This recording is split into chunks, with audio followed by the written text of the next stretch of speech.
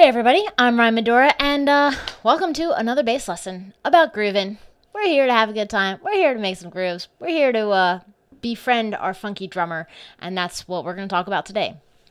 So right now I'm going to break down a groove for you and talk a little bit about the creative process when it comes to building a groove, improvising, coming up with something out of thin air, thanks to the inspiration of, hopefully, a very funky drummer.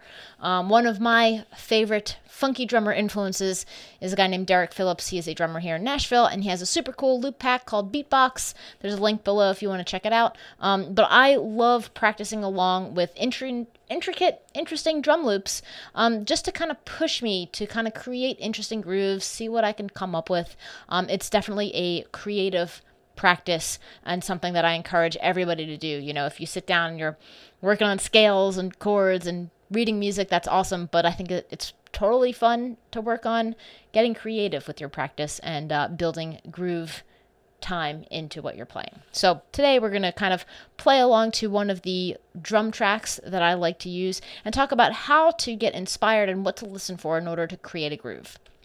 So the first thing that I'm going to do is say, all right, I'm just going to listen to the drums, get a feel for it, hear what's happening, and then give myself a groove prompt. So I like to tell myself, all right, pick a key, pick a feel, think about whether you want it to feel major or minor. This particular loop speaks minor to me. It just sounds kind of dark and stormy. So I'm going to play an A minor. That will be my prompt musically. So if you ever find yourself wondering, well, I don't even know where to get started. What do I do? Just give yourself a place on the fretboard and say, I'm going to play in the key of blank, in this case, A minor.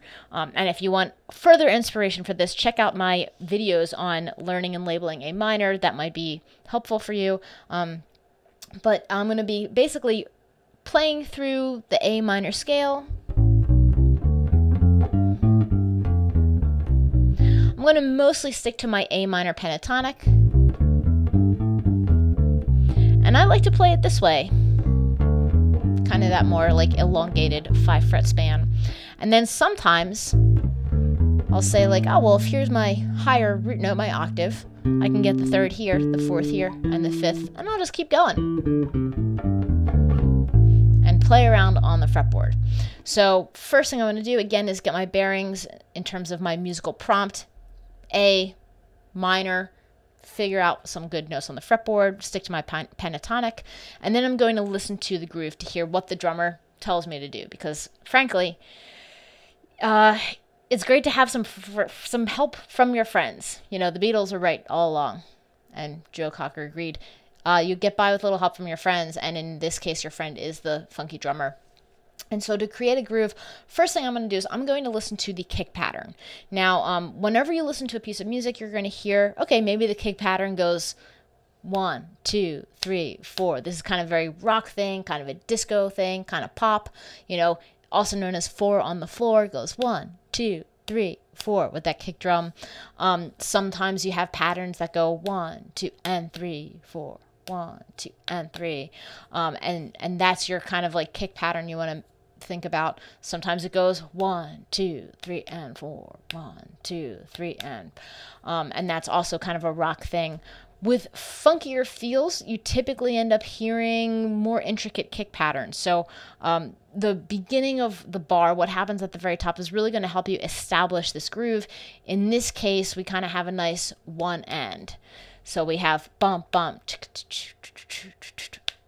you know, so that first one end is a great thing to just play as root notes, get in there, leave space. So what I like to do is hear the rest of the groove in my head and just play root notes on that first part of the groove framework, the first couple kick drum hits.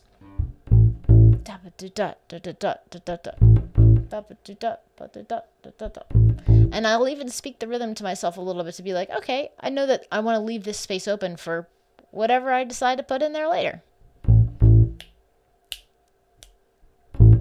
2, 3, 4, 1, and 2, 3, 4, 1. For a little extra funk, I might add a dead note.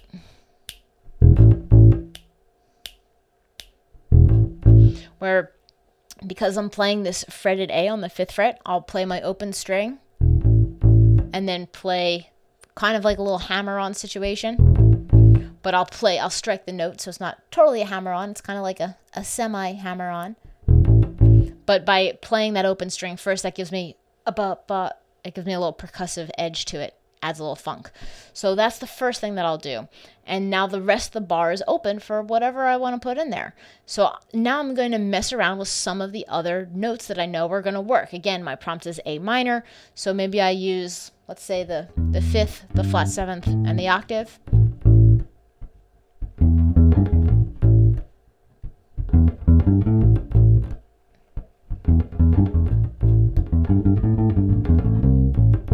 Throw that minor third in there.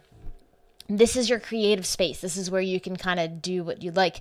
But I think a really great thing to do is try to commit to something, play it a few times, preferably 4 or 8, something symmetrical, and get used to establishing this groove. Don't feel like you have to change it every single bar. You know, you want to envision yourself being part of rhythm section, knowing that your groove wants to be stationary for a little bit, and then you can throw in a little something, something.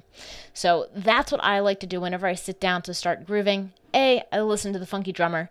B, I give myself a musical prompt, meaning like a tonal center, like A minor.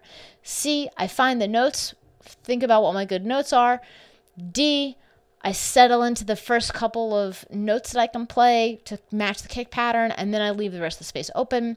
And then I guess we're at E now. I think about how else I can fill that space.